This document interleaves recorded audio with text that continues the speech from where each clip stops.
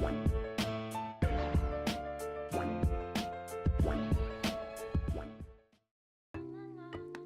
is up, everybody, and welcome back to Blerded Out. The newest chapter has dropped, One Piece 1151, and it's a hot chapter. It's spicy, it's cooking, it's flames, it's heat, it's gas. It's a good one. So we're going to talk about it, and we're going to talk about one of my new anime obsessions that somehow weaseled its way into my seasonal entourage. All I know is that it's caught my attention. I'm into it, so we're going to talk about it at the end of this. And if you've read the title, you already know what it is. Rock is a lady's modesty. Of course, if you have not caught up to the latest chapters or episodes, please know that there will be spoilers ahead. Spoilers. Okay, so first things first, we gotta talk about the cover story.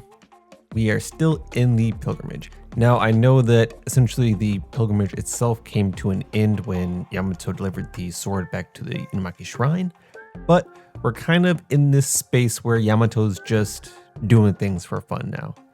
And in this particular cover story, Yamato is doing some of the sumo wrestling and is fighting Urishima's big brother. Yamato appears to win easily, doesn't look like there's any challenge here, which is cool and all. Kawamatsu's in the background chilling. I'm expecting this obviously to become something more important. Something that's kind of odd to me are the hills in the background because they look a lot like Tataland, Whole Cake Island. They don't look native to Wano. Wano definitely has a very particular architecture to like how it's structured. And those hills back there do not look like Wano. They look a lot like Whole Cake. But that might just be, you know, part of the background. I'm not entirely sure. It's just something that stuck out to me. Otherwise, not too much is happening here. This might just be a motion back to a main part of the story. So we're pretty much just going to wait until next week. But into the chapter 1151, that's enough, I've got this. The chapter starts with Kashi trying to talk some sense into his captains Dorian Broggy, to no avail. Nothing happens, nothing comes out of it because they're straight up demons. But Kashi is trying to plead with him to not attack Jarl. And we get some interesting dialogue from Dorian Broggy because they said that they used to idolize him, but now he's just a broken old man. So they basically got to get rid of him, and then Dorian Broggy are going to take over. They also say that Elbaf has no need for idols or gods. They want an era ruled by war and rage.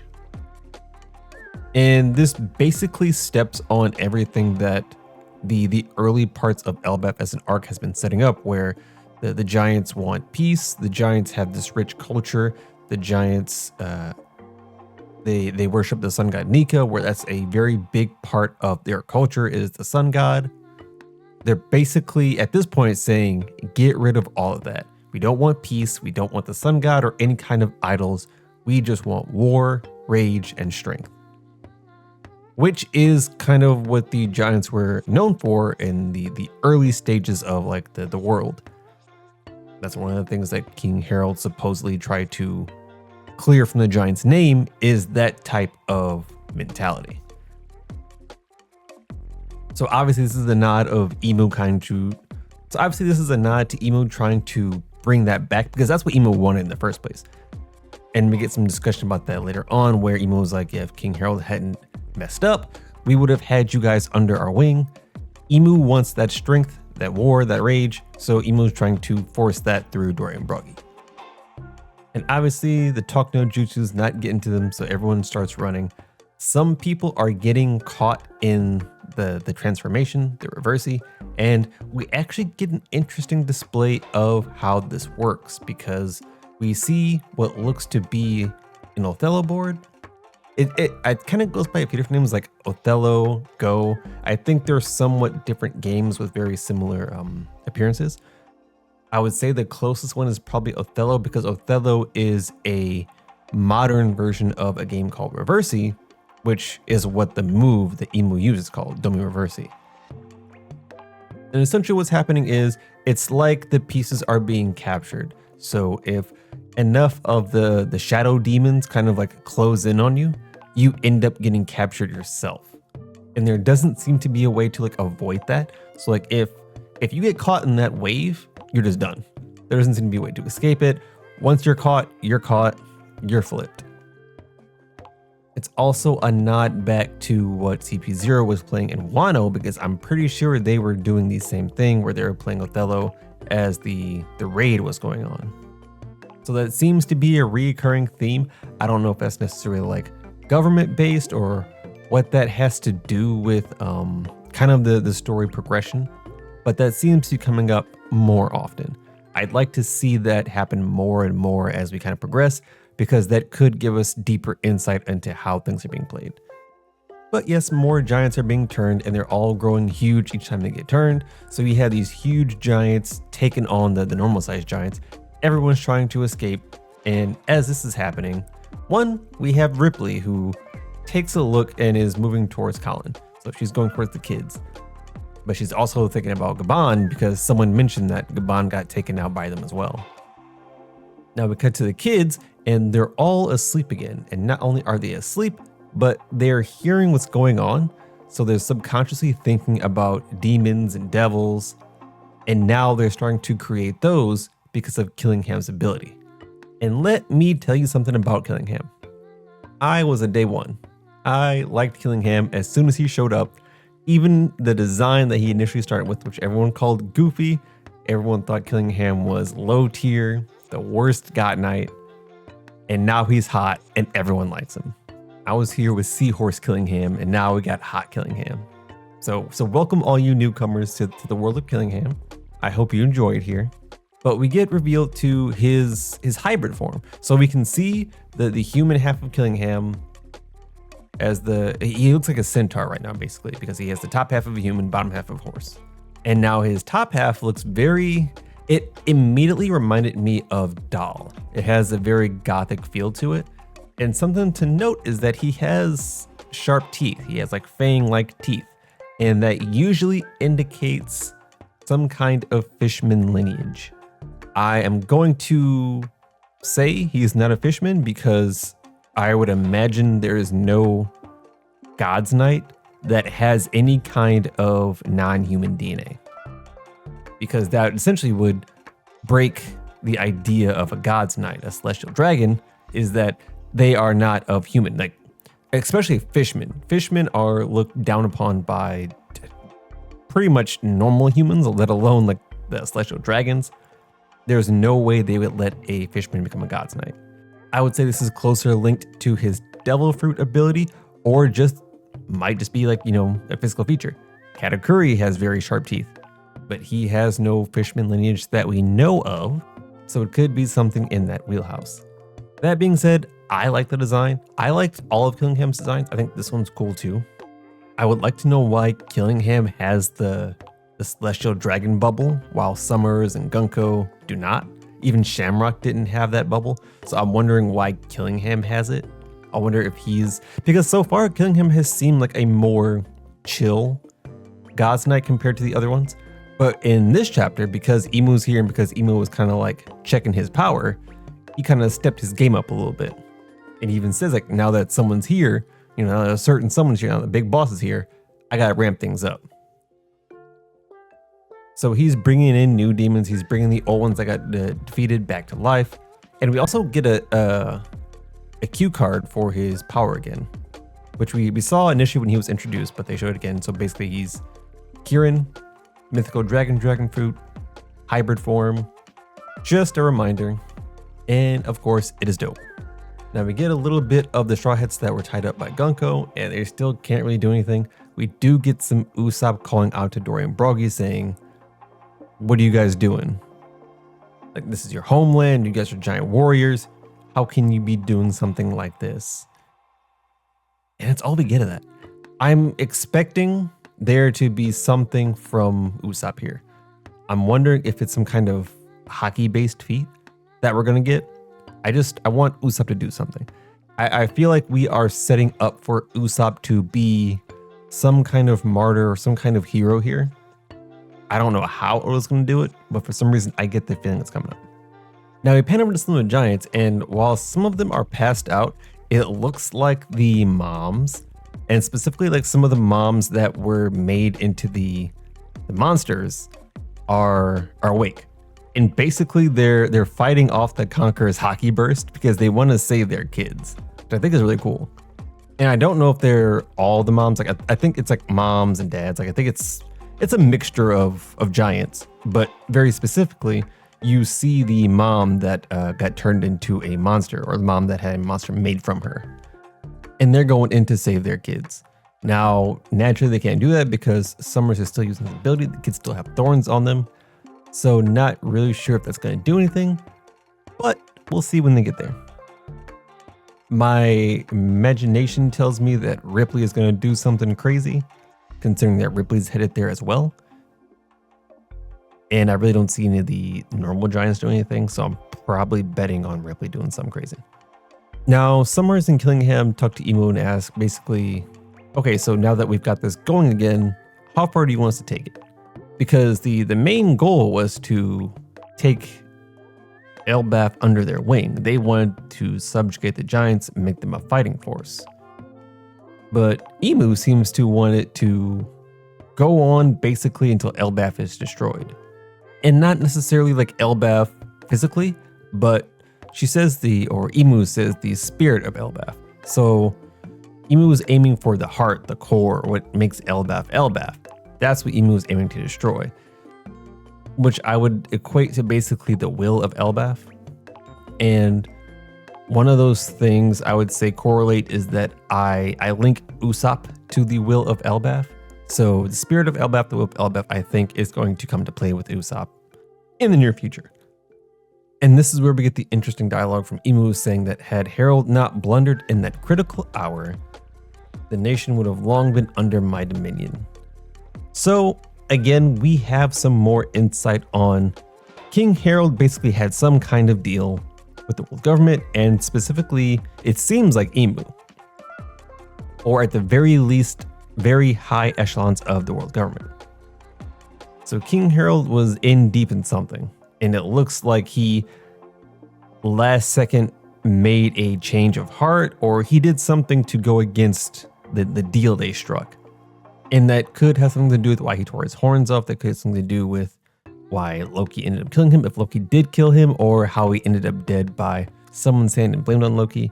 The entire mystery of Harold's death is it's coming to a point where someone's going to tell us, whether it be Loki or whether it be Emu or Jarl. Someone's going to tell us here shortly. And then we shift to a minute flashback, like only a couple minutes before like all the stuff just happened with Emu. And it's Chopper chasing Gaban as he falls down into the underworld. And what I expect to happen is Chopper basically goes underneath him and he uses guard point to soften the fall. That just naturally, that's what Chopper does. That's his whole defensive thing. Whenever something's about to take a hard fall or hit a hard slam, we got guard point. That's what it's here for. So that saw it coming a mile away. But then we get some dialogue between the group that's been in the underworld for so long. You have Hydruden and Loki arguing about Harold's death. They still haven't gotten to a point where they want to talk about it. But as they're arguing, Luffy mentions that, hey, Chopper just fell. And everyone else is like, yeah, I heard a noise, but how did you know it was Chopper? Did you see him? And Luffy's just like, no. And then Loki mentions that something just fell past the ridge. So Loki also seems to have some inkling of where it's at. And Luffy's sitting there thinking, wait, how did I know it was Chopper? And he even knows that someone's with him, but they're hurt. So this seems to be a level of observation hockey that maybe is a bit more advanced. Now we know that Luffy's observation hockey works a lot more with feeling than it does with like, specifically like future sight or just action. Luffy is very feeling based when it comes to observation hockey, so he may have felt the intense feelings of Chopper in that moment, but that doesn't explain how he knew it was Chopper specifically. That seems to be an advanced form of hockey, but it also seems like Loki has enough observation hockey to sense what's going on as well, especially because his eyes are covered. So they plan to head over that way. And as they do so, Loki gets a call from Mosa. And Mosa was the person from way early on in Elbaf, where Loki was talking on the Din Din Mushi to someone. And I think we kind of, in the beginning, thought that someone was who ended up being Gaban, but Mosa seems to be a different person entirely. Now, Mosa's in some kind of trouble. He says he has his hands full, and basically this is like the last call he's gonna make. Now, there's no real explanation as to what's going on here because every time Loki says something, he kind of cuts himself off. Because he's like, did you get in that business again? Is it that place? So he keeps like saying, you know, what the discussion they had earlier about Mosa being in an issue essentially is cropping up here, but we still don't get the details as to what. Now, the immediate thought probably is that Mosa has something to do with the Holy Land, because the Holy Land is currently in turmoil, and that could be a place where Mosa's at that's like, okay, there's a problem going on in Elbaf, there's also a problem going on in the Holy Land, and these two people are communicating in those areas. But whatever it is, it seems like it's going to take Mosa out for a little bit, or possibly completely, based on the way he's talking. Now, we don't get a whole lot of insight past that, and even Gerd notices that Loki was talking to Mosa and makes note that, oh, hey, you got a friend. Which is nice, because Gerd's kind of been treating Loki like garbage the whole time. So I appreciate Gerd being like, okay, cool, you got a friend. Maybe you're not as bad as, you know, everyone's saying they are. Now, everyone comes back and they bring Gaban with them. He's all injured, and eventually they get the information that he is Gaban. So they formerly thought of him as Yasan. They know he's Gaban. They know he's on the Pirate King's crew. And we get some funny dialogue because they specifically say, yeah, this is Scopper. He was probably the third strongest on Roger's crew. And then Gaban uses like the little energy he has to be like, yeah, I was second. And it's very funny because that's such a Zoro Sanji thing where it's like, I'm worth 1,000, he's worth 2,000, this, that, and the other. They kind of compete. Now we all know that Scopper's third, and he's just hyping himself up. That's what the third does. We know this already, but it's funny nonetheless. And this is when Chopper breaks down what's going on in the Sun Realm. Tells them about the kids being taken hostage, all the enemies, the monsters, and then they feel a huge burst of Imu's haki. And this pretty much causes everyone to step into action. Hydruden's ready to go, Luffy's ready to go, Loki's ready to go. So the question we pose is, are they going to free Loki and head up to the Sun Realm? Because I'm gonna be honest, there's no reason for Hydruden to go. He's not doing anything. He might be able to hold off some of the fodder giants that got flipped. That's about it. We need Luffy, Zoro, Sanji. We need Loki. And then once Gaban gets healed, he can come back up. But there's no more reason for Hydruden to go up there. I do hope that they free Loki for this, because I want to see him in action. In fact, I need to see him in action. And I think there's too many strong opponents up ahead for it to just be Luffy, Zoro, and Sanji. Because the way I see it, Luffy's going to be handling Imu. Zoro and Sanji can be fighting with Killingham and Summers. But we still have Gunko. We still have the flipped Dory and Brogy. We still have like the armies of, you know, the rest of the giants, the monsters. So we got a lot of enemies. We need some more help. We're going to need Loki up there. I think Loki can battle Dory and Brogy and maybe even some of the smaller giants, but mainly Dory and Brogy. I think Loki should be strong enough for that. So basically, we got to let him free. At this point, we need him. We need him. But that is the end of the chapter. A solid chapter. Like I said, that was so good. I enjoyed it. It seems like we're about to get to some real meat in these next chapters.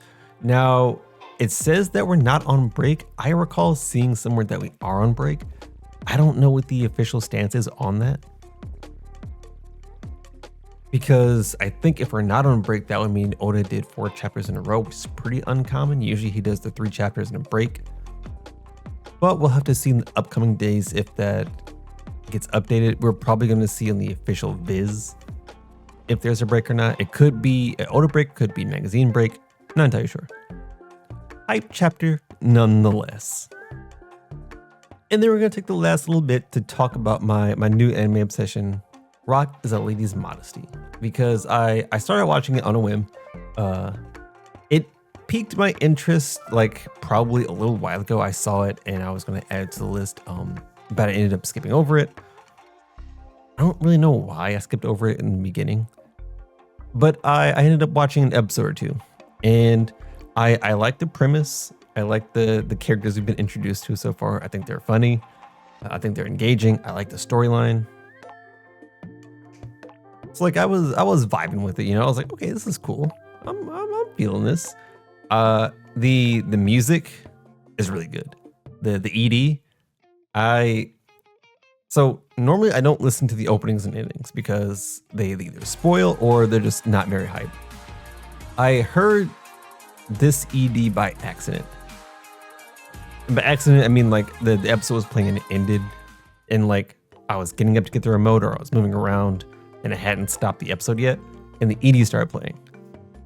Ooh, that song is clean.